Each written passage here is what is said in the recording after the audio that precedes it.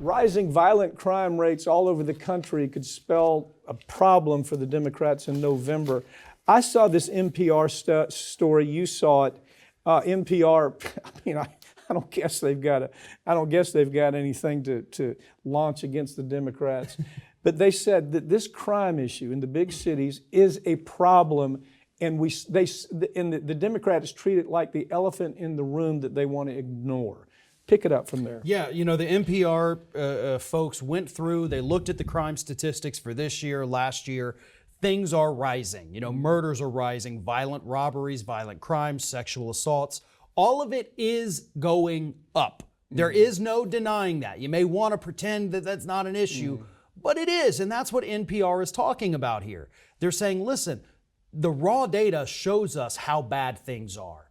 And a lot of it is happening in cities that have Democratic mayors. Again, it's an unfortunate fact, but it's a fact. You have a good analysis on why this happens. I mean, it's not something that you can put into a commercial and people really understand. Right.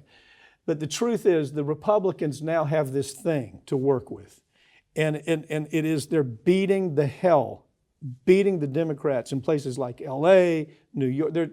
They're taking what's happening in L.A., New York, San Francisco, Oregon, name it, where the crime rates are off the chart. And they're saying, well, is it a coincidence that Democrats are in charge, or is there a connection?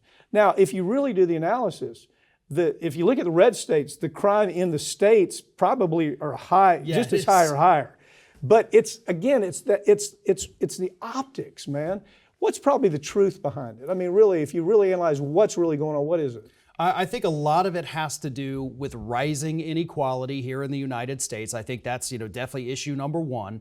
And I think number two is the fact that we've got a prison system that is not focused in any way on rehabilitation. Well, it never has been. Exactly. Yeah, and so all it is okay, you got to go stay in Club Fed for, 10, 20 years, maybe less, but now we got to get you out because we want to throw all these kids in there who were caught with pot. So you put the violent people out, you let the nonviolent people stay in jail. And become violent. Exactly. Yeah. Like it is this horrible system, and we have to focus on rehabilitation for the people you can. I mean, obviously. Look, there are people out there going to kill people. Yeah. And there's people, the truth is, my take on this is, what are the optics? How are the Republicans using the optics of all of it? And I think it's effective. They're tying it into the defund the police.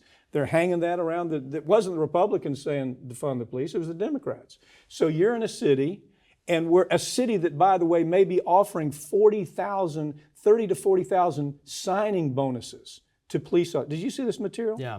Yeah, offering 30,000, 40,000 signing bonuses to police because there's so many resignations. Nobody wants to move into it anymore because of the defund the police movement.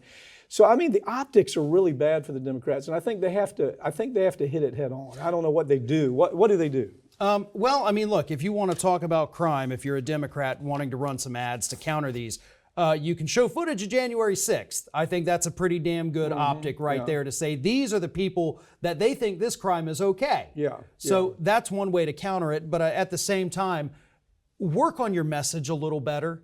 Defund the police became this blanket statement that was hung around the Democrats. Right, and nobody knows what it means. What it means is, let's put resources towards mental health. Let's put resources towards new teams of first responders that don't carry guns to go out there and shoot people. When did you ever hear that explained? Never. Yeah, never. And the Republicans, again, have hung this around. And NPR says, you might not like what we're about to say, but it's a big deal in midterms. It's going to rock the world in midterms. Yeah. That's what NPR had to say about it.